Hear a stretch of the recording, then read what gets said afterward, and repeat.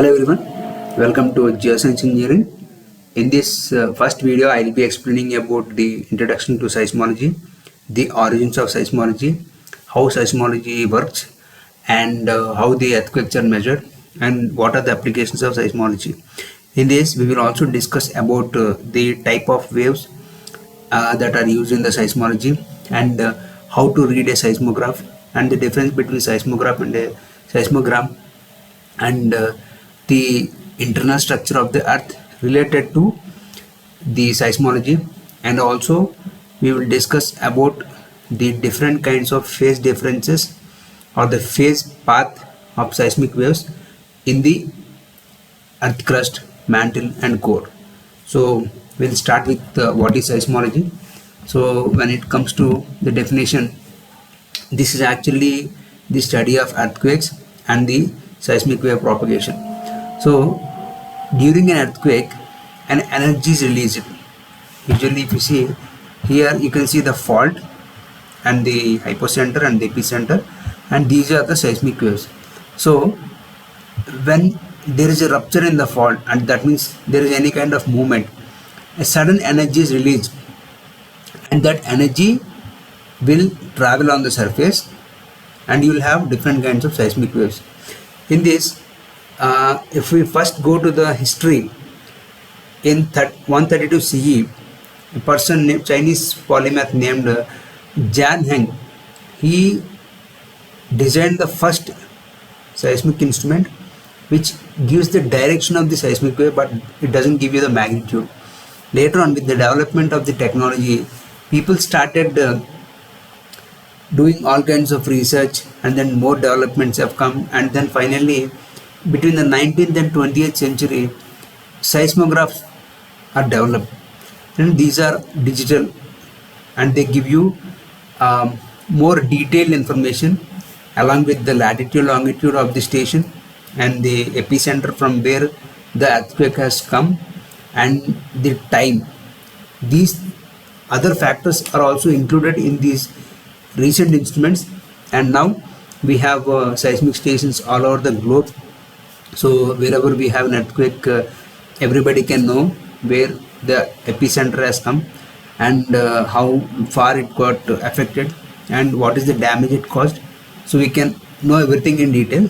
I'll also explain you everything about these things in the coming videos also.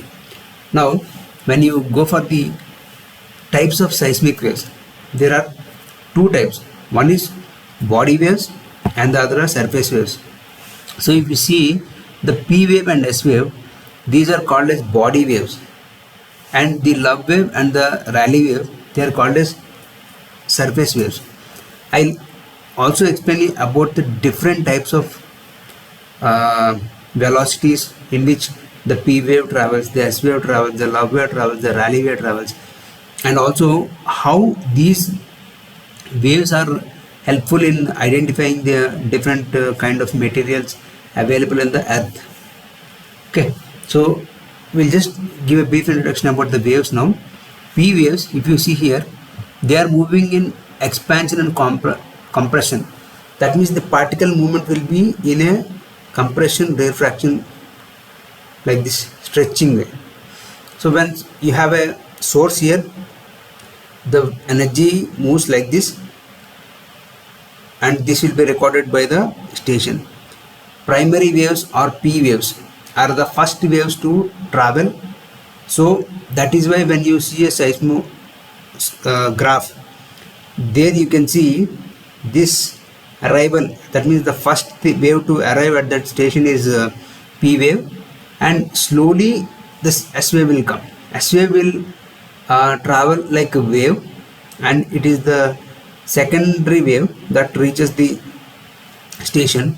So the difference between the S wave and the P wave arrival times will give you the magnitude, will give you the direction and all, but that involves a lot of processing, which we will be discussing in the further videos. So right now, as you are seeing here, there is an epicenter and there is a hypocenter. Hypocenter is the actual source where the earthquake is generated. Then from the surface you will have the wave energy movement. So that is called the epicenter. In most of the time, if you see any sites like USGS, they will send you the epicenter and also give you the depth. So that means at what depth this has occurred.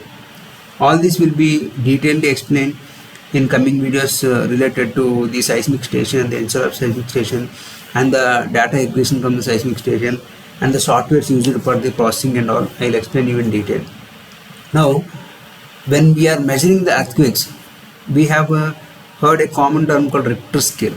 So, in 1935, a scientist named Charles F. Richter made this scale, from which we are taking the reference to explain the intensity of the earthquakes.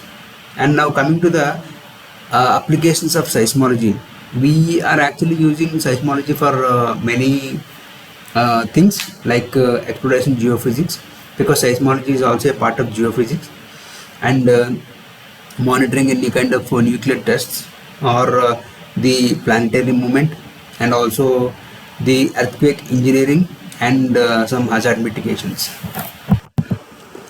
and also to understand the interiors of the earth. So based on this, scientists have identified different kind of layers and materials which are inaccessible for you to go and physically see and take. So these, using these waves, they did all these kinds of studies. And coming to the epicenter and hypocenter, I'll explain you in detail. Now if you go to the plate tectonic theory, plate tectonics is also one of the application that uses seismology.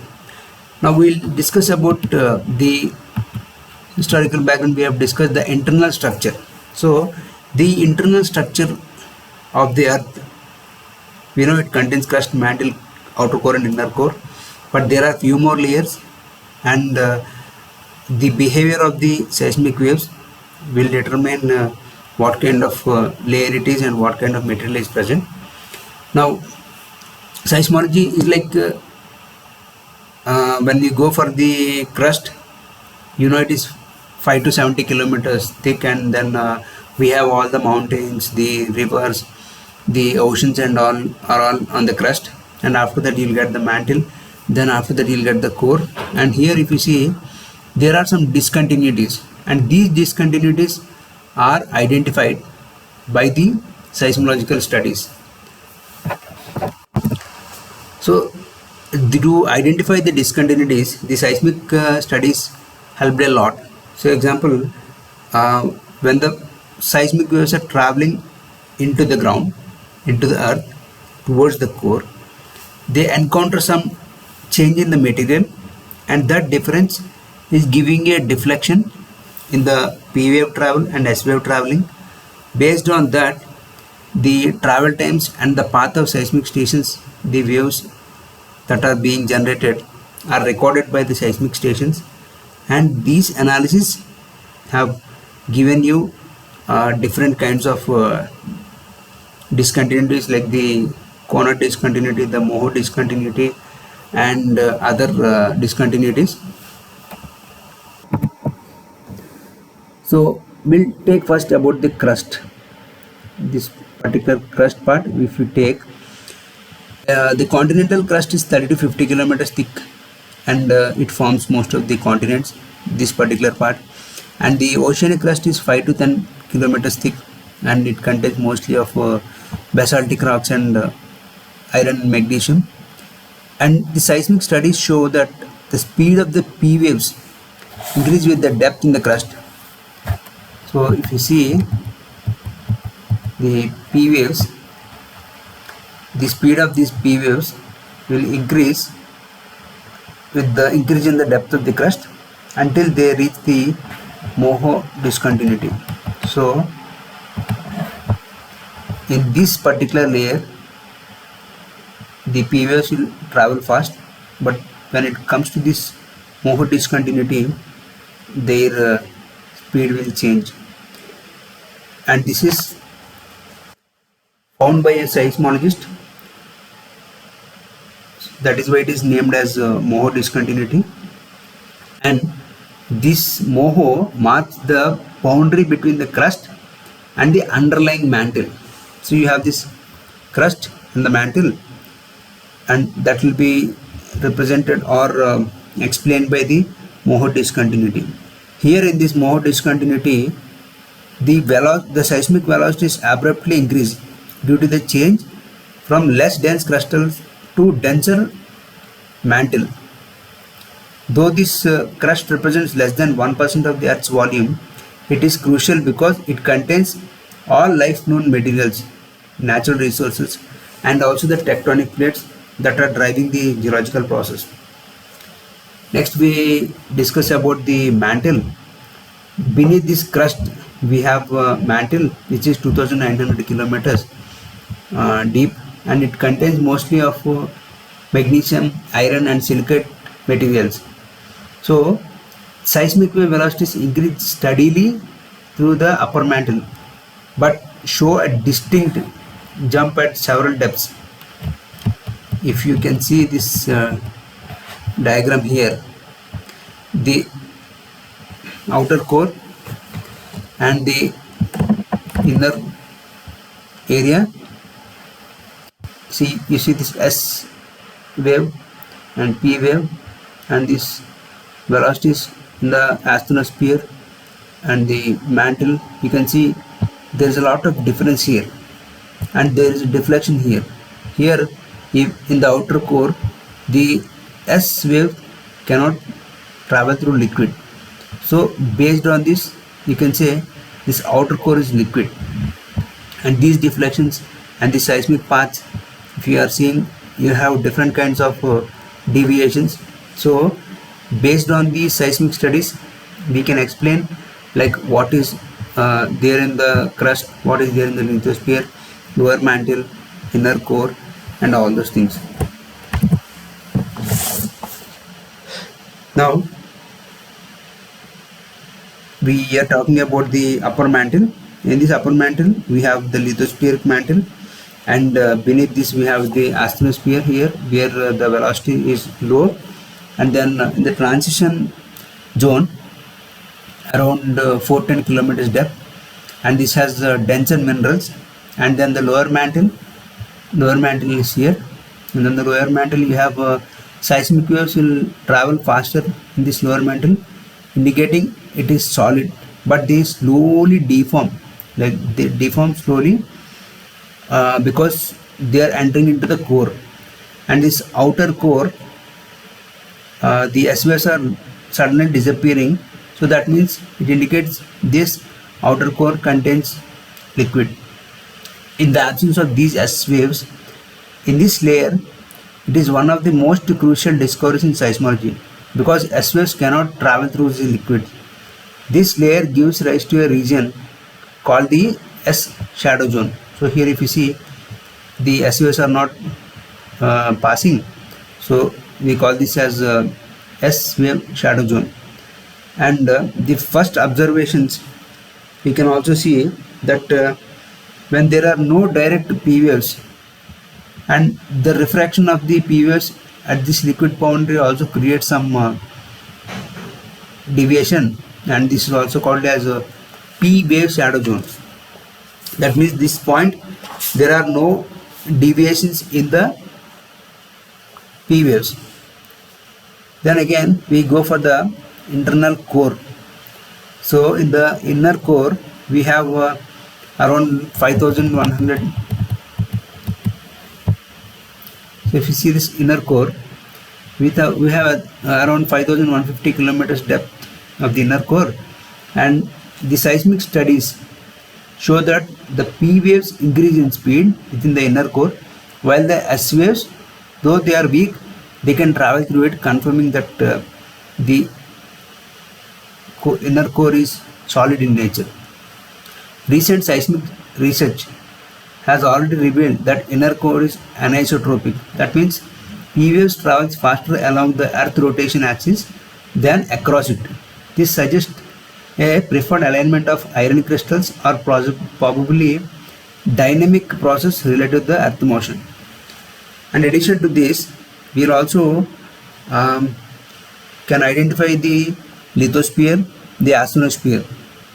Now we'll discuss about the importance of seismology in understanding the earth interior. So when it comes to the plate tectonics, by revealing the nature of the lithosphere and the asthenosphere, seismology can explain the theory of plate tectonics and the earthquakes, volcanic activity and mountain building. Even it can be used in the earthquake hazard assessment and also comparative paleontological studies. Now we'll discuss about the seismic wave propagation. If you see here, the seismic waves, if you can see here, the seismic waves, this is recorded by a seismic instrument from which the P wave reached the instrument first, and then the S wave, and then the surface waves. So the difference between the times of S and P wave will give you the required magnitude and the distance. And as I told you, I will also explain you in detail. Now we'll go to the wave propagation. So in the seismic wave propagation, like I already explained this, how they are moving in all the layers from troposphere, lithosphere, asthenosphere, upper mantle, lower mantle, inner core and all. We will discuss in detail now. So the P waves and the S waves. So now we are discussing about the types of seismic waves and the wave propagation.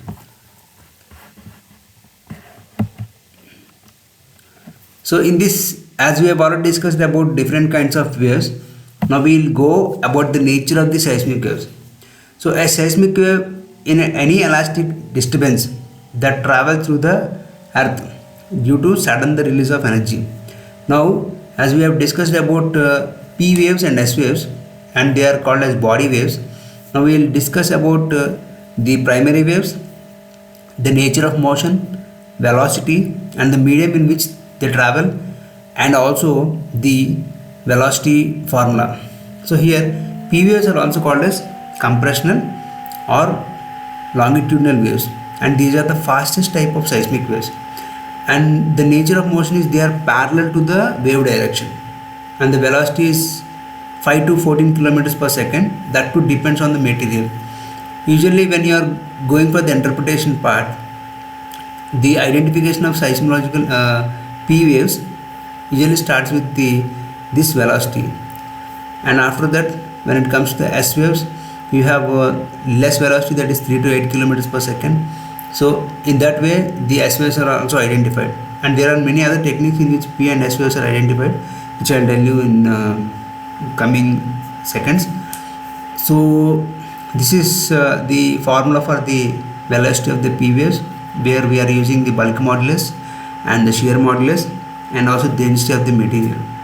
Because P waves can travel through both the solids and liquids, they are the first to arrive at the seismic station after any earthquake or any kind of seismic movement. Their behavior is also very different when it comes to different materials. For example, when there is a solid and a liquid in the core, so the change in the velocity will determine whether if it is traveling in a solid or it is traveling in liquid.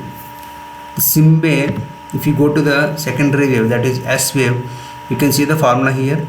This involves the motion that is perpendicular to the direction of the wave travel, and they are more distorted when it comes to the liquid medium. The velocity is slower, so they arrive late. If you see here, the P wave is arrived fast, and later slowly the S wave has come. This is because the velocity is slower for the secondary waves.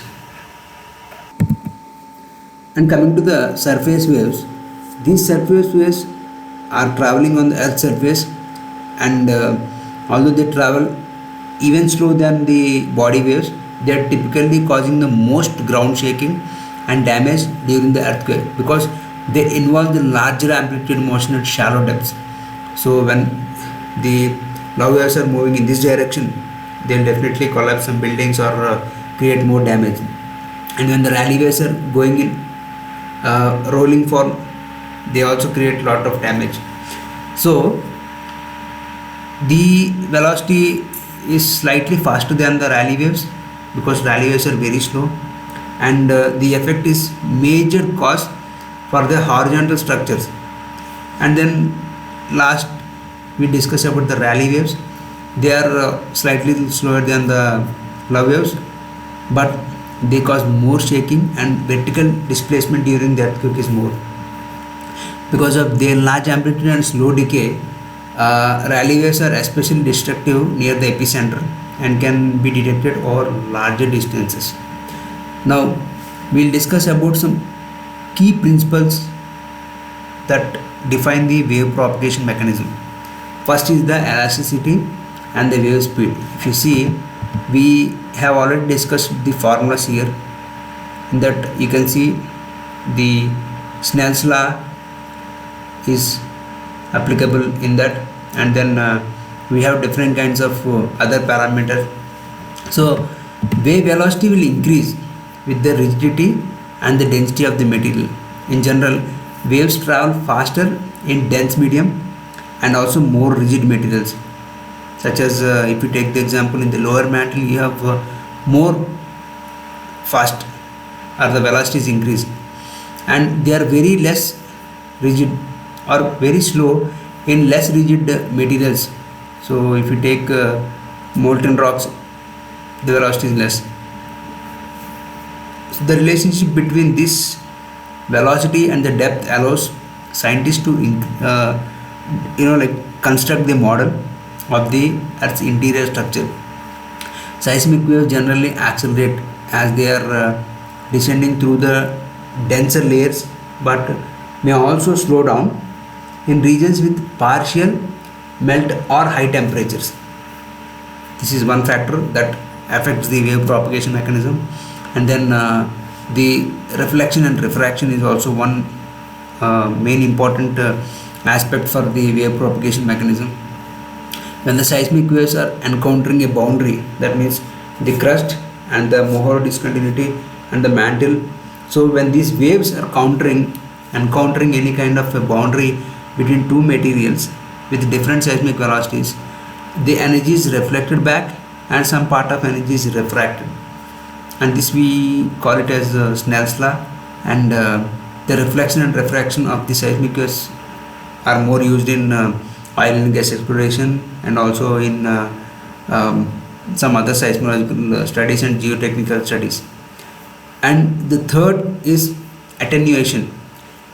When the seismic waves are traveling, their energy will reduce or diminish.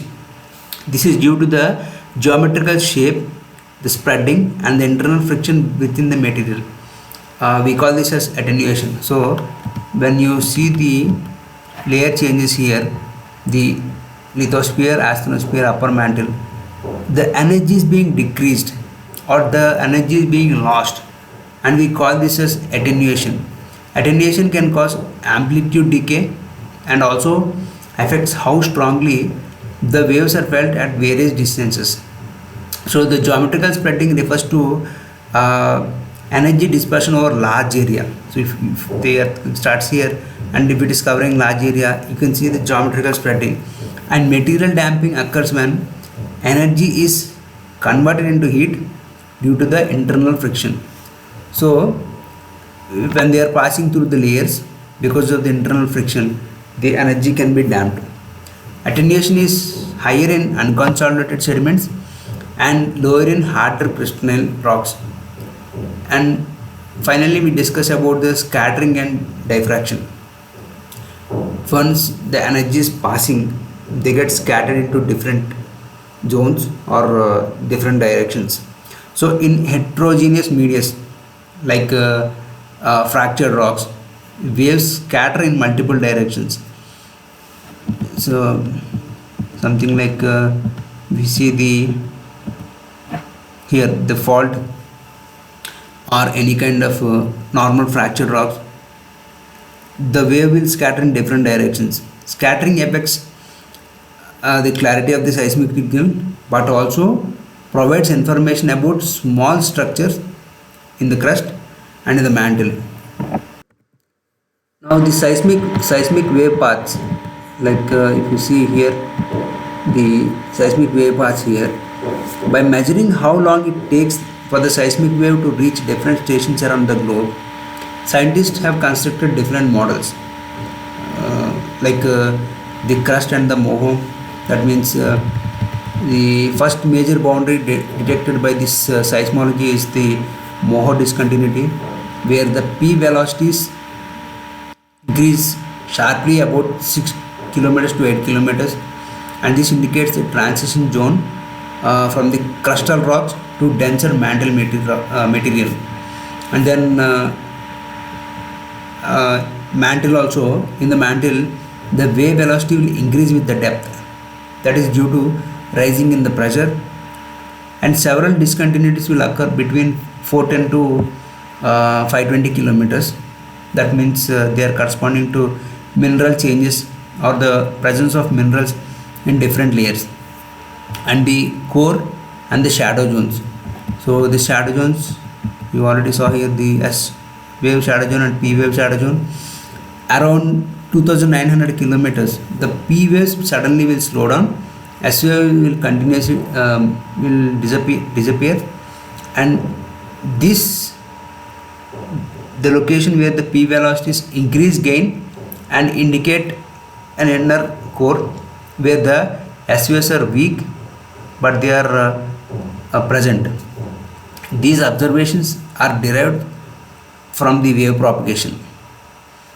Now when we see the factors that affect the seismic wave propagation are the material composition, that means different kind of rocks, granite, basalt, and which have some distinct elastic module, and these affect the velocity of the wave. And then the temperature and pressure, the higher temperatures reduce the rigidity and will slow down the waves.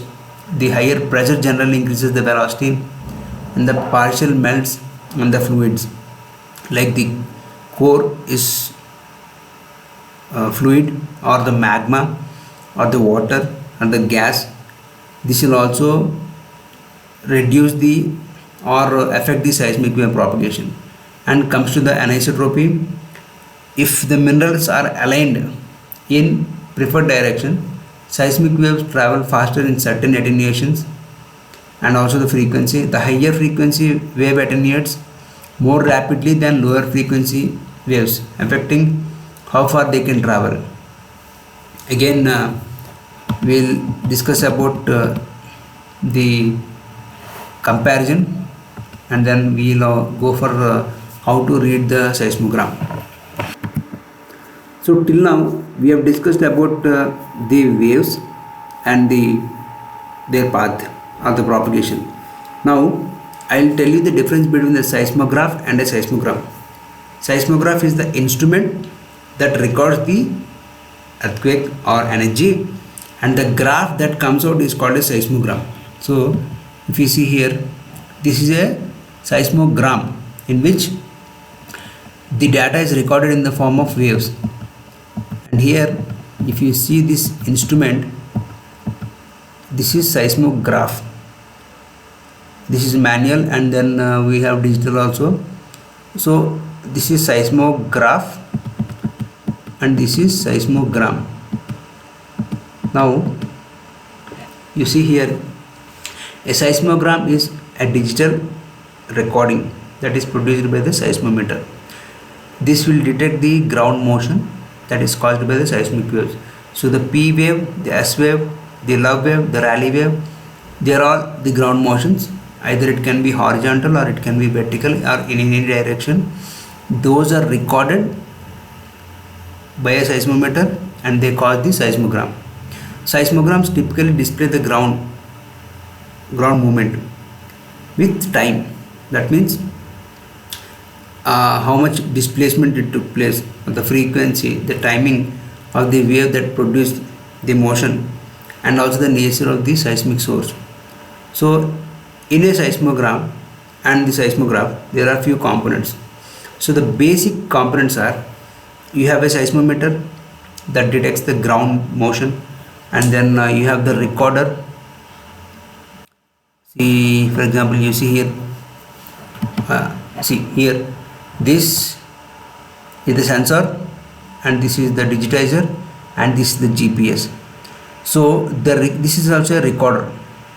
So this sensor will detect the ground motion, and the recorder will convert the analog signal to digital signal, and then this will send the data in the form of this graph. And the clocks and the GPS, which are very important to show the location and also give the time. So most of the seismographs have three directions. One is vertical movement, and then horizontal in north and south, and the other in horizontal east and west. These are called as three component seismic instruments. So when the graph is plotted this way, you can see if the movement is vertical, or if the movement is in north and south, or east and west direction. In coming videos, I will show you the practical waveforms from a three component seismometer, and also I will show you the physical seismometer and how it is installed, and the traces and the arrivals also. So we'll just go through a normal introduction now. I'll tell you about the seismogram now. So in this waveform, we call it as a seismogram trace. Once this seismogram has horizontal axis that represents the time, and the vertical axis represents the amplitude. That means this is amplitude and this is the time.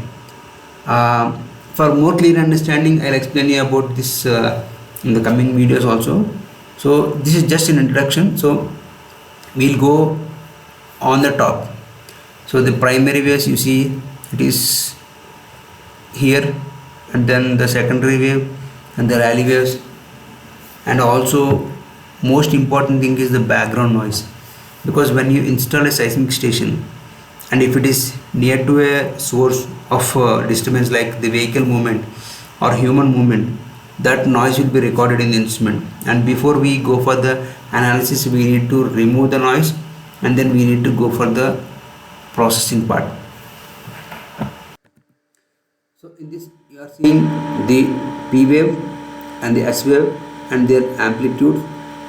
Now if you want to measure the time interval or the time difference, the S and P time difference, you need to find the time travel curves, and then after that you can locate the earthquake. And when you see here, you can see the seismic stations installed all around the globe. So when you are locating an earthquake epicenter, you need to have a minimum of 3 stations from which you can make a triangle and find out the exact location from where the earthquake has arrived, and this triangle is based on the receiving. There are 3 stations and earthquake happened here. When this wave reaches the 3 stations but at different time intervals and with different velocities, this triangulation method will help you in identifying the exact epicenter from where it has arrived. And then in the coming videos we will also discuss about determine the depth, at what depth the earthquake has occurred, and also we will discuss about measuring the earthquake magnitude by using the moment magnitude. We can also discuss about the Richter magnitude, and also we will discuss about the amplitude measurements, and we also discuss about the wave amplitudes and the frequencies. So this is for now, as we have discussed all the applications already, and then in summary we discussed about the types of waves and the structure of the earth, and station recording the 3D ground motion, and their benefits in or the applications in geoscience or safety like hazard identification and all, and also the different kinds of seismic stations which are installed all around the globe, and the components of the seismic station, and the seismograph and the seismogram difference, and also the wave comparison, the shadow zone, S wave shadow zone, P wave shadow zone, and the seismic wave propagation and all. So if you have any kind of queries, you can just post a comment, or you can give the feedback on how you feel, or based on that we can give some more modifications. And then please do subscribe for geoscience engineering channel. Thank you.